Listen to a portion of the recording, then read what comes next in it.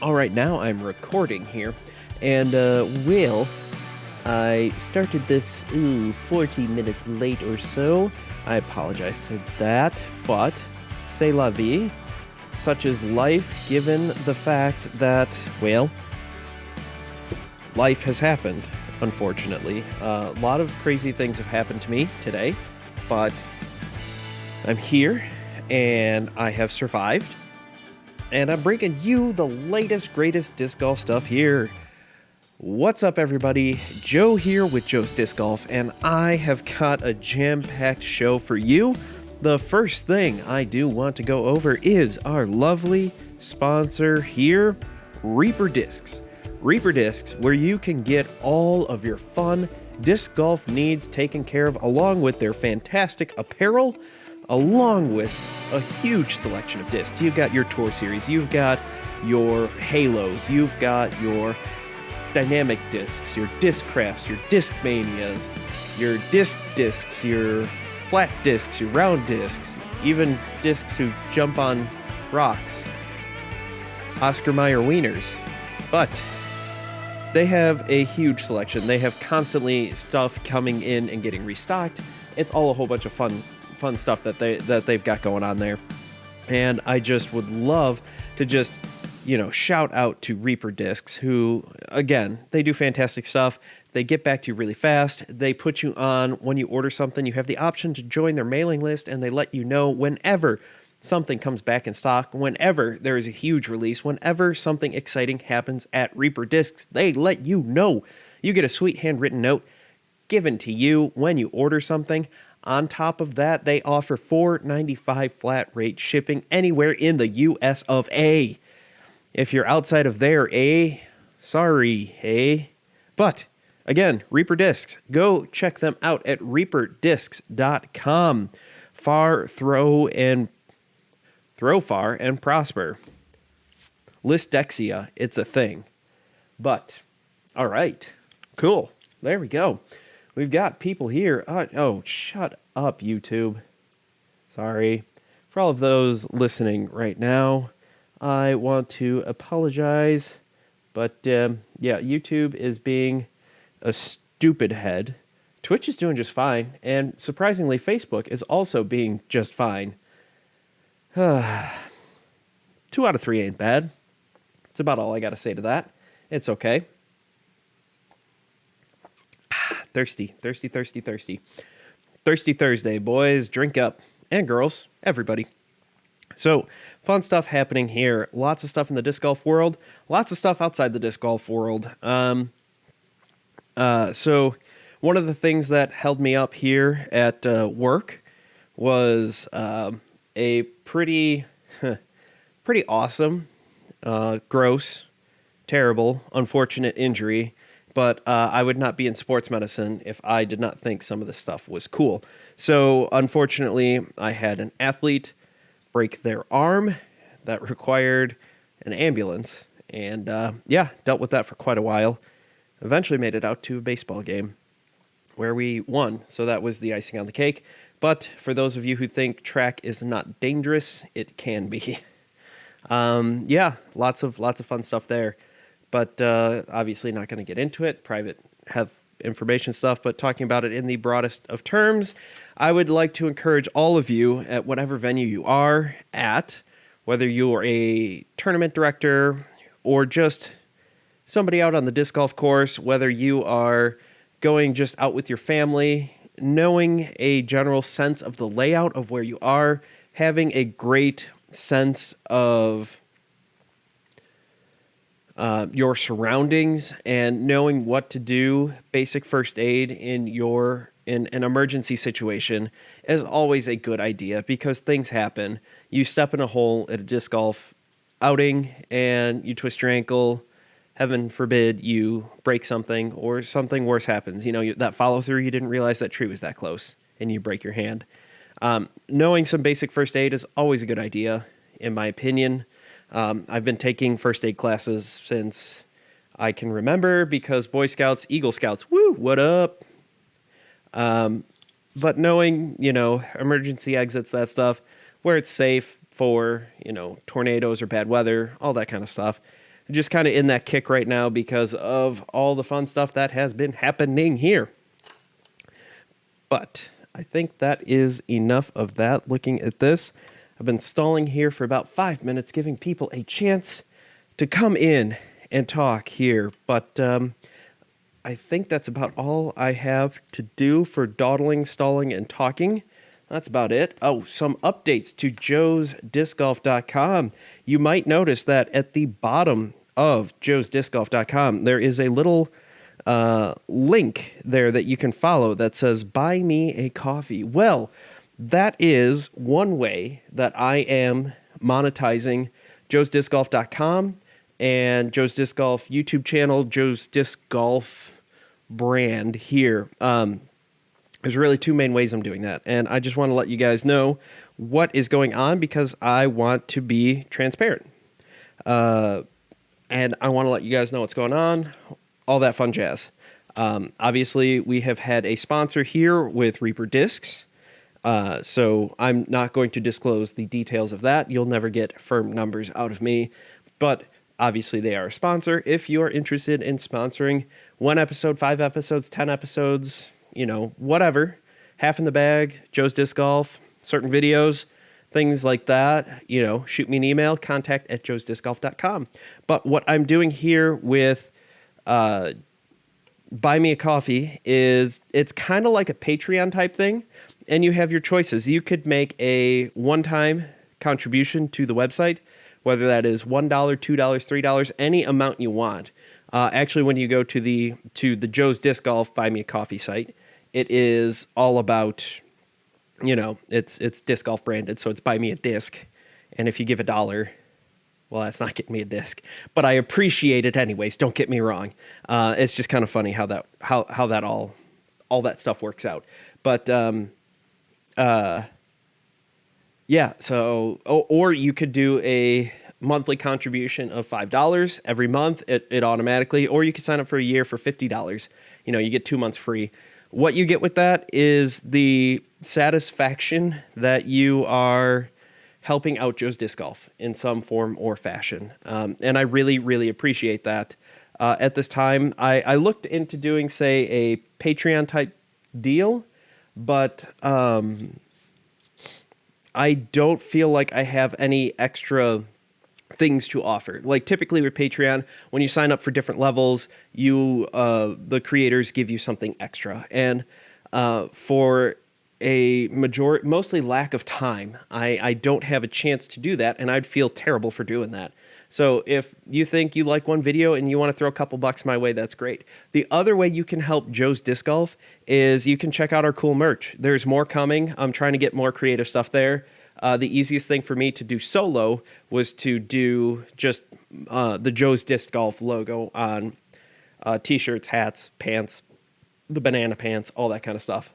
What up, Narwells? How are you? But that's kind of what's going on there. Just wanted to keep you guys updated. The reason I'm doing this is because I don't like ads on websites. And to be perfectly frank, I have an ad blocker browser. I use the Brave browser. So with that, I don't see ads for the majority of the time. And I know that 99.999% of the internet also uses ad blockers of some sort. So I want to keep Joe's Disc Golf running as smooth as possible, looking as clean as possible. And with that, I ask if you like what I'm doing, if you like the article, if you like the podcast, if you like a YouTube video, consider helping out the channel, helping out the website, helping out the podcast, and sending a couple bucks through buymeacoffee.com/Joe's Disc Golf, or follow the link at the bottom of the Joe's Disc Golf website page. And that is it for my shilling. Kurt Schilling, but that's a whole different thing. Delicious. I guess we should probably move into some of the fun stuff that's happened here. According to Statmando, and I'm here to verify this, we've had... why is this being weird like that? There were, according to Statmando, I believe it was 8 different players with, in the men's division, that were 100% from Circle 1X. That's crazy. Okay, we've got Corey Ellis. We've got Casey White. We've got, Matty O. Calvin Heimberg. Sorry, I'm looking at this in real time. Matt Bell. Andrew Marweed. Nope. I think that's about it. Oh, Andrew Presnell. Yeah, tons of people here. I probably missed a few people. I'm sorry. UDisc does not have an easy way for me to have this all show up at one time. But exciting stuff there. Absolutely bonkers that many people did that. Like, I mean, seriously, 8 people, 100% from Circle 1. What? Insane. I can't believe it. I didn't get a chance because of all the events that happened at work. All this stuff started happening, and I could not really watch much of the MPO. I did watch Ricky Wysocki. He looked pretty decent out there. Calvin Heimberg had a tough start, but did all right after that. Paul Macbeth, struggle bus, to say the least there. He is currently sitting... Did I skip his name? Did I miss his name? I need to find him. Whoa. Paul Macbeth, 7 down, sitting in a tie for 19th place, which means absolutely nothing. But I would like to point out that the Joe's Disc Golf MPO predictions, actually the Joe's Disc Golf predictions, should be relabeled the Joe's Disc Golf Kiss of Death, places 1, 2, and 3. As it stands right now, quick recap here. If you did not catch my show previewing the Champions Cup, then guess what? You missed out on some good content there. It was about 25-ish minutes long out there. But here's the deal. I predicted Paul Macbeth, first place. Chris Dickerson, second place. Ricky Wysocki, third place. Right now, we have a two-way tie for first place with Corey Ellis and Casey White. Third place is quite full. It's a 6-way tie with James Conrad, Matty O, Ricky Wysocki, Calvin Heimberg, Matt Bell, and Andrew Marweed. So where does that put everybody else? Well, I already spoiled it. Paul Macbeth is in 19th place, a tie. He is 4 strokes out of the lead, which at W.R. Jackson, 4 strokes is maybe 1 or 2 holes. So things can swing that fast. Chris Dickerson is currently sitting in a tie for 12th place. He is sitting at 8 under par. Ricky Wysocki, who I predicted third place, is actually doing what I expected. He is sitting in third place. I mean, it is a very crowded third place at 10 under par. However, things are getting very, very exciting here. It's great. It's awesome. It's amazing. Super duper, you guys. Best tournament ever. Super fun to watch. At least the little bits I did see there. I did get a chance to watch the FPO division, and FPO was highly entertaining. I had to take my daughter to her well child visit just to check up. Any of you who had kids know that their first year of life, you seem to be going to the doctor's office every other day, it feels like. Not because they're sick, but because the doctors are like, they still alive? Good job. Co-sleeping? No. Good job. That kind of stuff. Lots of fun. But feature card, not doing so hot. Feature card was Paige Pierce, Katrina Allen, Kona Panis, and Kristen Tatar. And as it stands right now, only Kristen Tatar will be on the lead card tomorrow. Today. Well, you'll be listening to this today. That is kind of how that's going right there. But there we go. YouTube analytics that are happening live. You kind of suck. Just throwing that out there. As it stands right now, your feature card, well, your lead card for MPO, I think I neglected to say that for MPO, going back real quick, we have Corey Ellis, Casey White, James Conrad, and Matty O. They will be teeing off in the afternoon, I believe, around 3 o'clock, 3:30, give or take. FPO will be teeing off. The coverage will start at 9:30 in the morning, and you will have Holly Finley, Haley King, Evelina Salonen, and Kristen Tatar. Yes, you heard that right. Evelina Salonen. Now, how? How, I hear you ask? Well, Waco. She had a 0% putting through 2 rounds. No, no, no, no, no, dear viewer, dear listener. Evelina Salonen went 70% from Circle 1X. She went 85% from Circle 1, period. 0% from Circle 2, but, it doesn't say what her shots look like, how far out she was in Circle 2. Was she technically in Circle 2, but she had about 40 trees between her and the basket? And it's like, well, yeah, you're in Circle 2, but are you really going to get a bid at it? Nah, not happening. But, she did make 7 out of 10 putts from Circle 1. It was pretty impressive. Unfortunately, what happened was she teed off pretty early, so there wasn't any camera coverage. So I have no idea.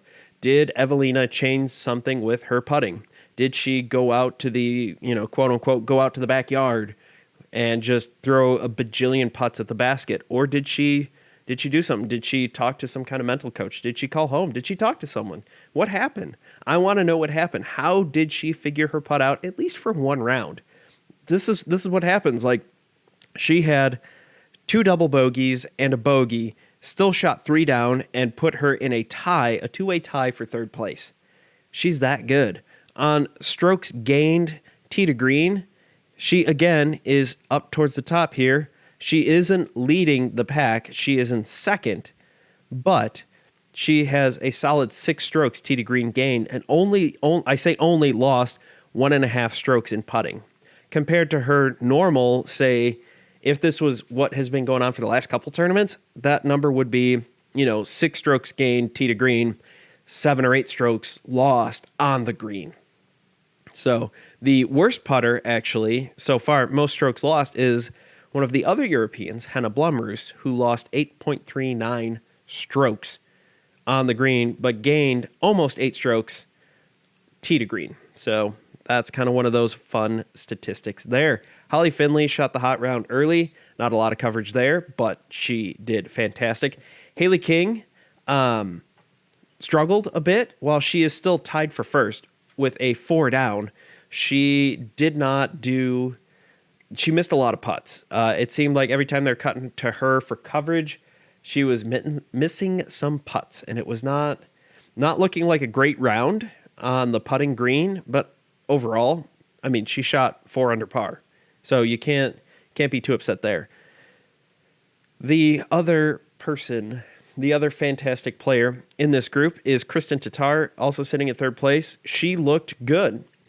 She was hitting lines. She was getting off the fairway, which I said that was going to happen. It wasn't an if, it was a when.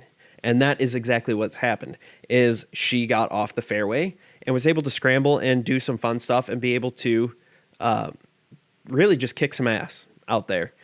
She only had 3 birdies, 2 bogeys, and 1 eagle on hole 18.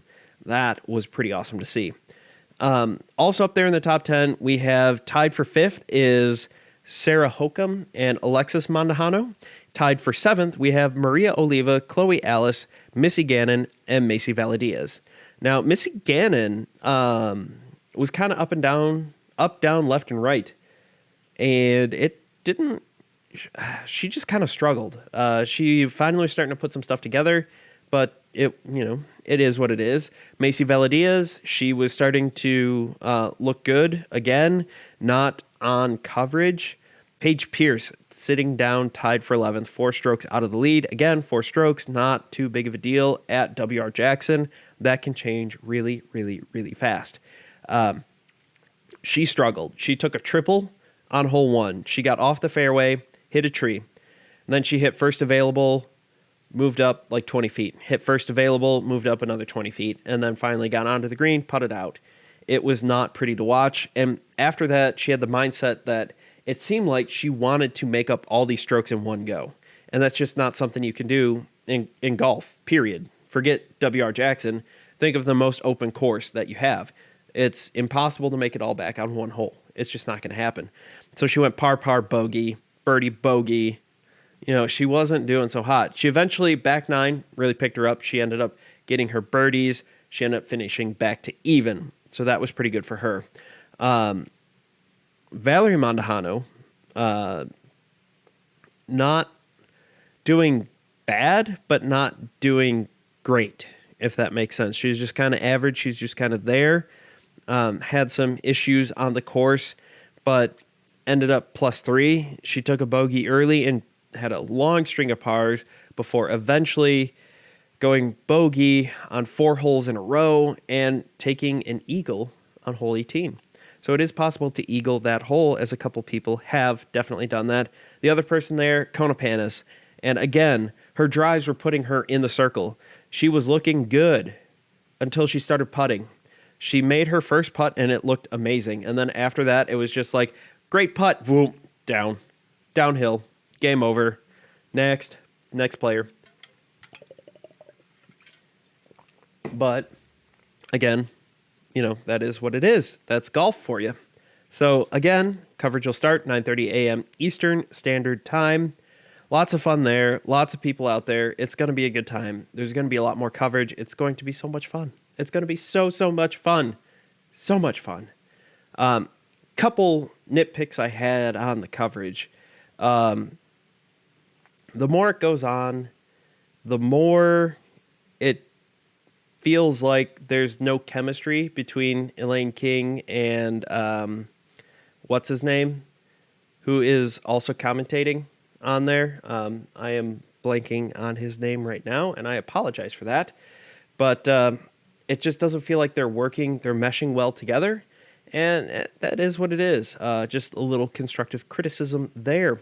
One of the other things is they needed to move the microphone away from Elaine King or change something, because, dear Lord, her plosives were bad. What's a plosives? Well, this is a plosive. It's your P's, your T's, your B's, your D's. It's all those noises right in there that probably bugged the crap out of you, and they were bugging the crap out of me listening to this coverage. That is something that either can change by, they have these headset microphones with the built-in headphones. Get rid of those, move it away from her mouth, change something in the audio mixing. It is something that I figured out doing my own podcast on my own. I would like to think an audio engineer, this is like audio engineering 101. So just a few little minor things there that I think would make the coverage a little more better. More better. That's all I got to say there. But yeah, that's about it. What else are we going to talk about here? What else do I have? Oh, yes, that is right. Where is my everything here? Go away, Facebook. Ah, yes.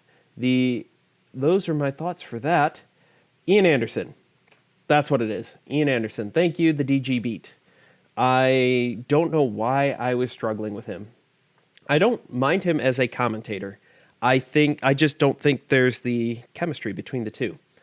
And, that'll change as more broadcasters get into it. I thought Philo and Ian do a good job. I thought their coverage is great. I love listening to Philo. He's got a great voice for it too. Yeah. That's about that. And moving on to my next topic, which I have to look back here real quick. Know the rules. Yes, knowing your rules will help you out for sure. So, some of this got brought up in r/disc golf, because that's what happens. Things come up. Somebody asked a question of saying that they saw a lot of the players taking their disc, flipping it in their hands, doing this, spinning it on their finger. He asked, what happens if they drop it while they're going through their flipping, spinning, whatever routine?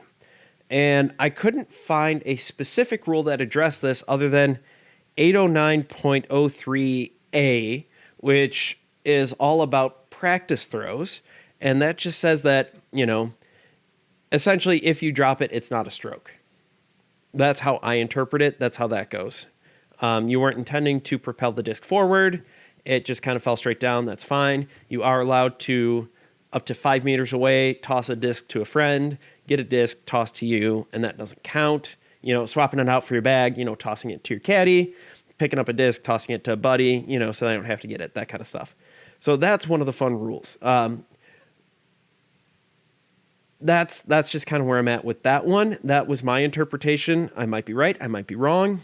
That was the closest one I found to addressing that issue. Another fun rule that can really help you out here is taking your meter relief off of OB. And taking your meter relief, you have to take it perpendicular to the OB line. Now, that could definitely help you out, giving you a little more room to get your footing for a putt or a throw or whatever. It can help you shift over so that tree isn't necessarily in your way. Again, it still has to be a meter, has to be perpendicular to that line. Where that changes a little bit is that if you actually go out of bounds, you get to take that meter back in on an arc along that. So it's any direction 1 meter in. You could go 1 meter forward, you could go 1 meter back, you could go 1 meter perpendicular, anywhere along that arc, as long as you're in bounds and you can have a legal stance. Again, if you're kind of resting on that OB line, or if you're next to it, if you're within that 1 meter, it has to be 1 meter perpendicular. That's just kind of some of those things there. It might get you out of trouble. Also knowing that you get 11 inches straight back from the front of your disc, or if you mark it, the back edge of your marker. Making sure that Paige used this to her advantage at one point where she was up pretty close against a tree, said she's taken her 11 inches, marked out a spot, so it was pretty clear. On camera, it looked like it was well within that 11 inches and was able to get a better throw off because she was able to do that. You also have 8.5 inches, essentially, in front from the middle. So you get 4 1/4 on either side. I have definitely used that to my advantage when putting, where I've lined up and there's just that little bit of tree right here. And so I move over a couple inches to my left, tree's not a problem anymore. So knowing your rules is really going to help you out there. It's really, really going to help you save some strokes and all that stuff. Also knowing the basic stuff about foot faults and legal stances and all that stuff. It's all good stuff to know, and that's all good stuff to learn as well. But just little tips and tricks like that will help you out on the course. Moving into the psychology of match play. So if you hadn't known, if you didn't watch Half in the Bag, I played the round of 32 match play for the Fort Disc Golf Meet Your Match Madness. Round of 32, second round, and it was good. I played really well.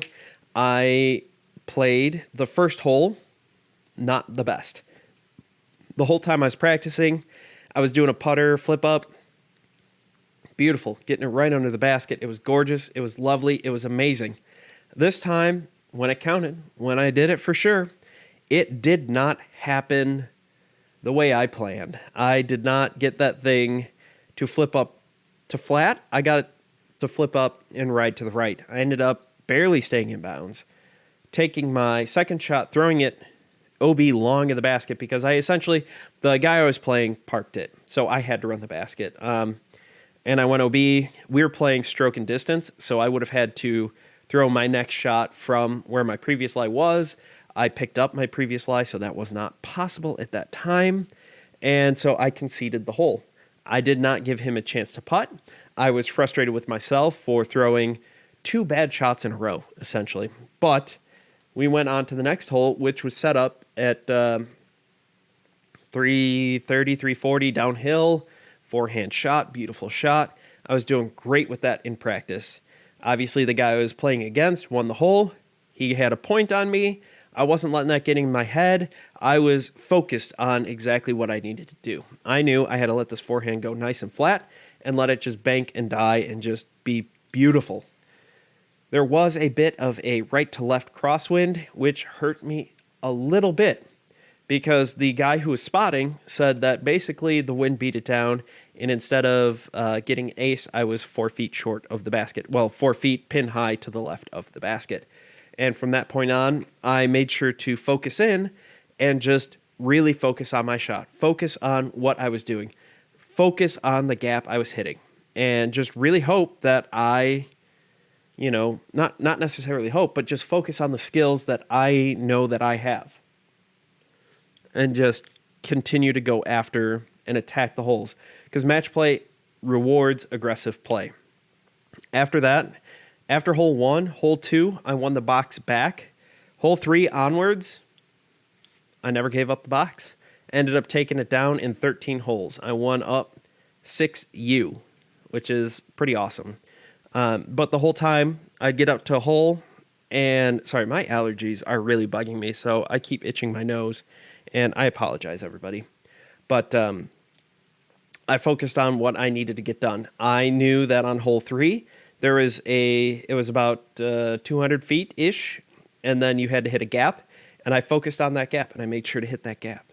And I worked hard at that. And I just let nothing else be on my mind except hitting the dead center of that gap. Now, I grip blocked it a little bit, and I made it still inside the gap, but I still made the gap. After that, I, took out my tilt on the next hole and was like, all right, I know if I throw my tilt at this angle, it's going to go, it's going to die, and it's going to be perfect. Park the basket again.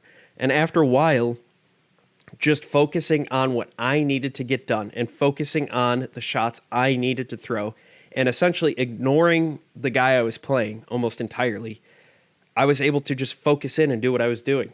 I was able to keep my putt on target. I was able to keep my drives on target. I was able to keep my focus, my upshots on target. I was doing shots that several people had commented while we were there, because there's probably eight or 10 people following our card, because it was a double feature match play where it was me and the guy I was playing and another guy and the guy he was playing, and we all played. And there are a few times people were like, I've never seen that line before. I didn't know that line was there. And it wasn't that I missed my line. It was I intentionally threw that line, forehand flex shots or that kind of stuff. And all that fun jazz. And it's important to, know your skills and focus on what you're going to do. Don't think about the one time that I really screwed up in my mind right before I was releasing. I was like, okay, don't hit that tree. Don't hit that tree. Don't hit that tree. I smoked that tree first available. It was bad. What I had done, and this was towards the end of the match, what I had done up to that point to avoid all that was hit that gap, hit that gap, hit that gap. I'm going to hit this gap. Keep those positive thoughts rolling. Keep it rolling. Onwards from that, I had a nice discussion with the other hosts of Half in the Bag. So go ahead and check out Half in the Bag, the other podcast that is on the Joe's Disc Golf podcast website and podcast network and all that fun jazz. But what I was able to do, I lost my train of thought. We started talking about because for us, the lower seed, the person who is closer to the number 1, gets to pick the course that you play at. The higher seed, closer to 64, you pick the OB. And so for the first 2 rounds, I was lower seed. I picked the 2 courses where I thought I could win, or I had my best chances of winning. The first round, the guy I was playing, very good in the woods, very, very good at the shorter technical courses. So I thought that I could beat him on just distance. Turns out he has a bigger arm than I thought, and I was able to beat him. However, he was also canning putts from 50, 60, 70 feet, so that made things a lot harder. Next one, again, I won 13 holes. It was great. It was a course that I knew really well, and I knew it was technical. I knew it was forehand. I'm a forehand dominant player, so I knew that I had to pick a course that would suit my game, and that's what you should do. If your club decides to set up something like this, you need to make sure that you're thinking about things that will help benefit you. What kind of course is going to benefit your game, and pick that course. We're lucky here. We have 8 courses to choose from. So there is a course for everyone there.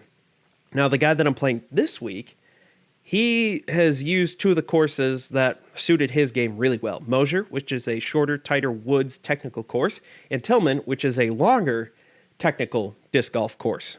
Not W.R. Jackson, but longer, still in the woods. You get off the woods, you got to take your medicine sometimes and pitch out. That kind of style. So he's already burned those two. Because our club has been live streaming a lot of this, he got to see my play at PFW, and he is not wisely choosing, well, I say wisely, he says wisely, I say it's dumb. He's not choosing that course because I play really well there. I've played 2 match play rounds there in back-to-back years, and it's something that I've done well at. It's, success breeds success type thing. So he was trying to figure out where he was going. And we were talking, the Half in the Bag crew, we're going, okay, well, you can't go to Mosier, you can't go to Tillman, and for the love of God, you shouldn't go to PFW if you're him. We're trying to put ourselves in his mindset. Trying to figure out, going back and forth, what do you choose? What course would you choose to beat me? Or at least, essentially, what course would you choose to have your best chance of winning? And so we were going through it. We're going, okay, well, Ossian, nobody likes that course. Too open, too far. We don't want to go there. Sweeney East. All right, now that might be a course. There's a decent amount of forehand shots there, and it's also a little more open. So it would be a little more balanced as to how that would go. Maybe he gets a few ahead. Maybe I get a few ahead. Last time I played that in a match play, we ended up going 3 extra holes before I ended up winning it. So, maybe, maybe not. We go to West. Well, do you go Sweeney West? All right, maybe, maybe not. That is a shorter, little more technical course. Could suit his game, could suit my game. Probably the best option if it's not underwater. That course has a tendency to flood because it is designed to flood. It's along the river, and it helps alleviate flood issues from the city. You could go to Shoaf. You saw me play there, doing pretty well. But Shoaf, there's a lot up to chance there. Because it's so open, you can have a bad shot. You could have a bad drive and still end up with a good result because the course is just so open. You could end up 200 feet to the left, but your next shot, it doesn't matter because on a 600-foot hole, 500-foot hole, it still doesn't matter. You still have a 300 or 400-foot upshot where, if he does the same thing, he's still got a 200 or 300 upshot, an easier upshot, but still a makeable upshot there. So lots of things to think about there. What he settled on was we were playing Sweeney West at 5 p.m. Saturday. So you can check out that Facebook link. That'll be tweeted out. You could catch it on Facebook Live. Some of you have enjoyed watching it. I don't know why you'd want to watch the 3rd round of coverage of the Champions Cup when you could definitely watch us and watch some good, mediocre golf because, you might want to feel good about yourself. And feeling good about yourself is what is important there. So remember, everybody, I think this is a good place to end it. I believe so. Yeah, I'd say so. I want to thank you all for watching. Thank you all for listening. Remember out there, if you're having some struggles, there are people who are out there who love you, support you. Talk to them. Reach out and talk to them. You never know who's going through some struggles. You might be going through some struggles. Talk to your friends. Talk to your family. See how they're doing. See how everything's going. Times are tough, and it's good to know that we all have friends out there. We all have people that love us. One of the things that I like to have on my door as my athletes see is how can I help you achieve your goals? That's, I'm kind of in that position, being sports medicine, taking care of injuries, that kind of stuff. But you get what I mean. Help out your fellow friends, help out your fellow disc golf people, help out your teammates, all that kind of stuff. But that's about it for today. So thank you all for watching. Thank you all for listening. I've been Joe. You've been awesome. If you get a tree kick back into the fairway, thank Jesus. And if you get kicked deeper into the woods, well, you need to reflect and repent because you have transgressed against Jesus and you need to right those wrongs. So thank you all for watching. I can't wait to see you all in the next video. Look out for the next Half in the Bag episode. And if you are feeling so inclined, check out joesdiscgolf.com/shop and you can get some cool disc golf merch. You can also go ahead and check out buymeacoffee.com/joesdiscgolf or find the link in the description below or on the bottom of the Joe's Disc Golf website. So, thank you all. Can't wait to see you soon.